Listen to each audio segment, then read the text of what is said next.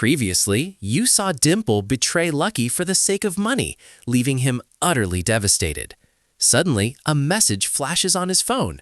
You have passed the test of poverty. Now, watch what happens next.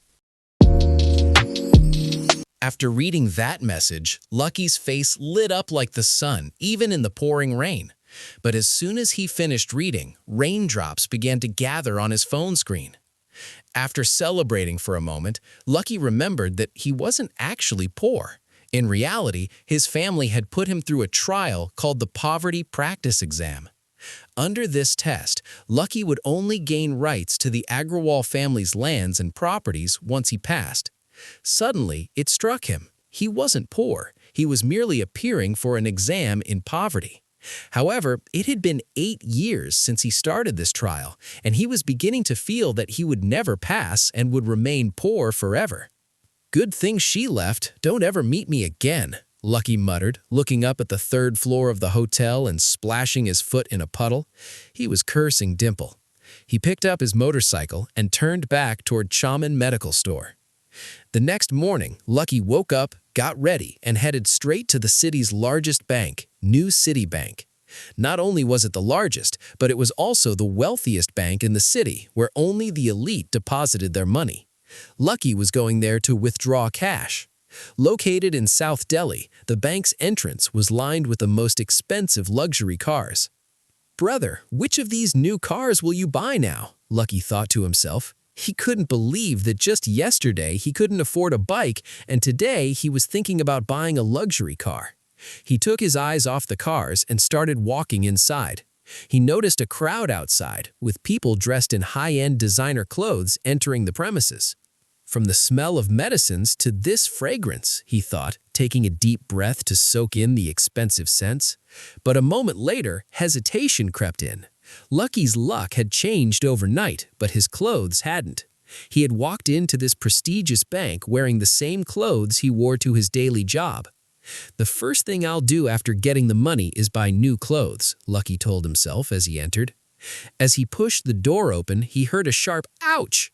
In his hurry, Lucky had accidentally bumped into a girl with long hair who was walking beside him. "I'm sorry, I didn't see you. So sorry," Lucky said immediately, joining his hands in apology. The girl was dressed so elegantly that she clearly belonged to an affluent family. Out of reflex, Lucky's hands folded in respect.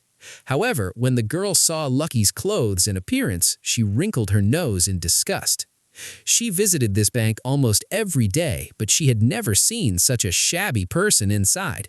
The smell of cheap amla hair oil wafted from him. She glared at him and snapped, "Why couldn't you see me? Am I transparent? Can't you see a person standing right here?" Before the argument could escalate, Yasmin Patel, the bank manager, approached them. Seeing Lucky, Yasmin made the same disgusted face as the girl. "I am so sorry, miss. Are you hurt?" Yasmin asked the girl, then cast a look of pure disdain at Lucky. Lucky stared back at them, his eyes burning. He knew he hadn't pushed the door hard enough to hurt anyone. He didn't realize that they weren't looking at him, but at his clothes. Yasmin scanned Lucky from top to bottom, her suspicion growing. "Can you tell me what business you have here?" she asked, forcing a fake smile. His appearance told her he was no customer of theirs. Lucky composed himself and said, "Yes, I came to withdraw my money." "To withdraw money?" Yasmin repeated.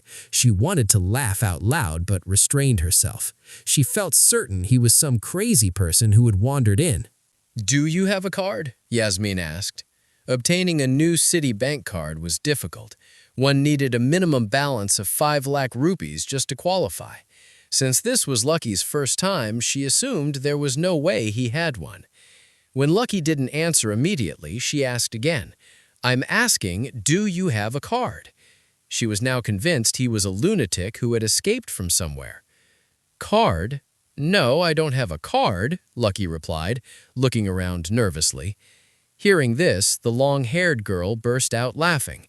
Yasmin thought he was crazy, but the girl was already convinced he was some beggar from the slums. Before anyone could say more, the girl's father arrived. "Let's go, daughter," he said, holding some documents. Lucky noticed he was wearing an expensive suit. The girl held Yasmin's hands and said, "Yasmin, look, if these kinds of street dwellers keep entering your bank and bothering customers, it will ruin the bank's image and its shares. As a manager, you should be careful. I hope this doesn't happen again." She left with her father. "Take care, Miss Coyle," the manager said, escorting them to their car. Yasmin felt she had narrowly escaped a disaster. Coyle and her father were the bank's oldest and most loyal customers. If they closed their accounts out of anger, Yasmin could lose her job, all because of this crazy guy. "I need to kick him out immediately," Yasmin told herself as she walked back in. But when she entered, Lucky was nowhere to be seen. Where did he go, she wondered. She checked the lobby, but he had vanished. She knew he hadn't walked past her to the exit, so he had to be inside. After searching the corners, she assumed he felt uncomfortable and slipped out behind Coyle. Good riddance, she thought, and sat down in her cabin. As she picked up her first file of the day, she caught a glimpse of someone. It was Lucky. Where was he hiding, she muttered, dropping the file and rushing out. She saw Lucky standing outside the VIP lounge, hidden behind a pillar. Yasmin panicked. The room Lucky was standing near was for the city's wealthiest elites, people with crores of rupees in their accounts. If Lucky entered, those high-profile clients would have her head. "Stop! Stay right there!" Yasmin screamed in anger. Other customers jumped in fright. Some looked annoyed by the outburst, and Yasmin had to smile and apologize while rushing forward. She wanted to stop him at all costs, but Lucky had already stepped inside the room. "Is he a man or a donkey?" Yasmin hit her forehead and reached for the door. She tried to open it, but it was locked from the inside. Oh God, what kind of man is he? He enters without permission and then locks the door? Now what? Yasmin was breathless with fear. She was terrified of what might be happening between Lucky and the relationship manager inside. Meanwhile, as Lucky entered, the relationship manager, who was lounging on a sofa, sat up straight. "Hello, sir. How are you?" the manager said, without looking up. He knew only VVIPs entered this room, and Yasmin usually notified him. But when he saw the person standing before him, he froze. Lucky didn't look like a VIP, nor was he a relative. "Who are you? What do you want?" the manager asked, looking at the 20-year-old. "I'm here to get my money," Lucky said, getting straight to the point. "Do you have our Supreme card?" the manager asked, eyeing him critically. "No, I don't have any card." "Then we can't give you any money. Now open the door and get out," the manager said, standing up. "No, I won't leave without my money," Lucky insisted. "I told you, no card, no money, and that's if you even have money in the first place," the manager barked, stepping towards him. "Sir, I have the money, that's why I'm here." "Don't argue with me, or I'll call security and have them throw you out." Lucky was scared. The manager's anger was palpable. But Lucky wasn't lying. Even without a card, he was still a son of the Agrawal dynasty. As the manager moved to shove him out, a panicked idea struck Lucky. "Fingerprint," Lucky said, raising his thumb. "Fingerprint? What fingerprint?" the manager asked, confused. "You said you need a card, but I have a fingerprint. I know you can withdraw money using fingerprints here." Lucky breathed a sigh of relief. The manager was puzzled as to how Lucky knew about the fingerprint system. "You want to use a fingerprint?" he asked suspiciously. Lucky's appearance didn't match his claims. "Yes, sir," Lucky said, squaring his shoulders. Confused, the manager decided to give him one chance. He searched through his desk drawers and finally found the fingerprint scanner. "Fine, put your thumb here," the manager said, sliding the machine forward. Lucky wiped his thumb on the back of his torn trousers and pressed it onto the scanner. 2 seconds later, the machine started beeping loudly and a red light began to flash. "See? No match. I told you you don't have an account here."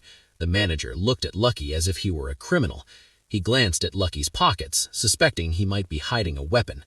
Before Lucky could do anything, the manager pulled out his phone and started dialing 100.